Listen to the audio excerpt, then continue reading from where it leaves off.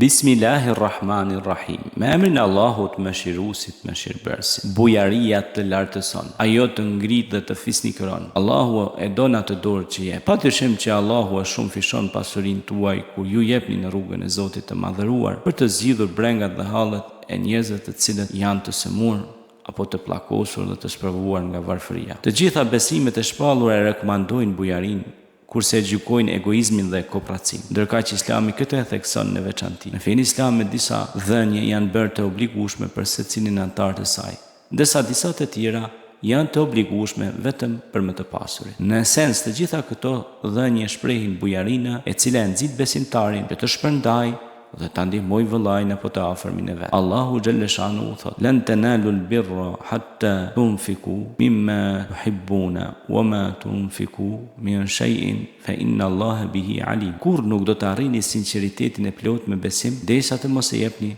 më të dhëmshmen e pasurisë suaj. Çka do të jepni, Allahu atë e di. Surja Al-Imran, ajeti 92. Muhamedi a.s.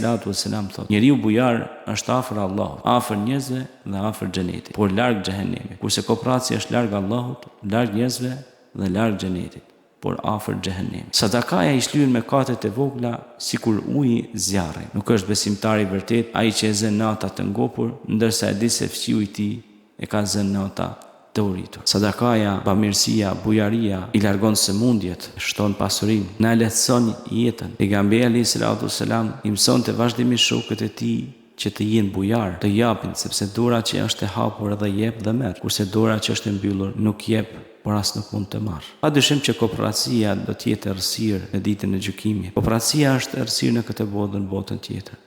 Andaj bujarët do të kenë një vend të lartësuar në këtë botë dhe në botën tjetër. Padyshim se Zoti thotë se ky Kur'an është udhëzues hudal lil muttaqin, është udhëzues për bamirësit. Pra shkak i mosdhënies, pra kur ju nuk jepni, mundësia e ndalimit të udhëzimit është shumë e madhe. Pra, nëse ju nuk jepni, truri juaj mund të jetë në errësirë dhe shpirti juaj do të ngushtohet dhe ju do të jetoni në errësirë. Ndoshta do të jetoni mes luksit dhe materjes së madhe, pasurive enorme, mirë po nuk do të keni një jetë të lumtur, sepse nuk keni shkaktuar lumturi tek të tjerë. Andaj grumbullimi i pasurisë suaj nuk do t'ju jap lumturinë tuaj. Prandaj jepni që të lumturoheni, sepse buzëqeshja është kur ti bën shkak që një krijesë të Zotit ta gëzosh.